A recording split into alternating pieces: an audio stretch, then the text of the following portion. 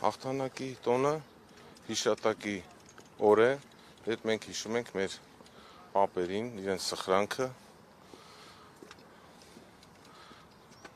բոլորով միշտ դուրք ենք տալիս այդ սխրանքին մայիսի 9-ին, նշելով այդ հիշատակը, որը որ երբեք չենք մոռանա։ Պարոն Սաֆարյան, դուք հաշտեք, որ այլևս եռատոն չէ։ Ավելացնելու բան չունեմ։ Մենք այս տոնը Հայաստանը Ռուսաստանի հետ միասնաբար նշել է երկար տարիներ, այս պահի դրությամբ այս տոնի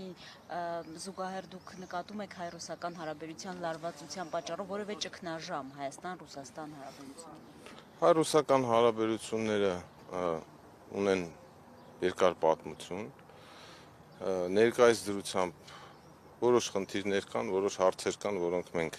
քննարկում ենք մեր ռուս գործընկերների հետ։ Ես չէի անվանի դա ճգնաժամ։ Բոլոր այսպիսի իրավիճակներում, երբ աշխարհում կան այսպիսի զարգացումներ, նորմալ է, երբ որ առաջանում են հարցեր միմյանց նկատմամբ, եւ մենք փորձում ենք երկխոսության միջոցով հասցեագրել այդ բոլոր հարցերը։ Ռուսական լրատվամիջոցները գրում էին կոշտ զրույց է եղել Ռուսաստանում Հայաստանի դեսպանի հետ, արտգործնախարարությունը նախորդին չէր մեկնաբանել, եթե կարելի է, թե դուք կարող եք մեկնաբանել այս բարդությամբ դեսպանի արտգործնախարարություն կանչվելու փաստը։ Այդ իրենց մեկնաբանությունն է, դեսպանը կանչվել է, փոխանցել են հայտագիր, եթե կարիք լինի, մենք դրան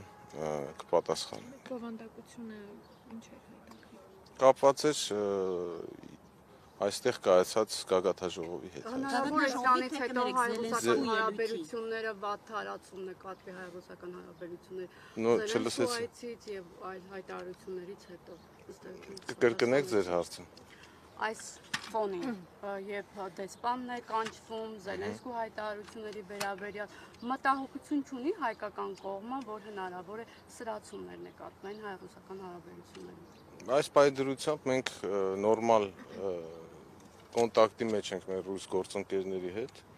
եւ այդպիսի գնահատական ես չէի տալու։ Պարոն Սաֆարյան, կներեք, նշեցիք հայտագրում Եվրոպական քաղաքական համայնքի գագաթնաժողովի վերաբերյալ կա իրենց միջոցառումների հետ կապված, եթե կարիք կա, մենք այդ հայտագրի բովանդակությունը կփոխանցենք, այս պայդրությամբ ես չեմ ուզում մեկնաբանել։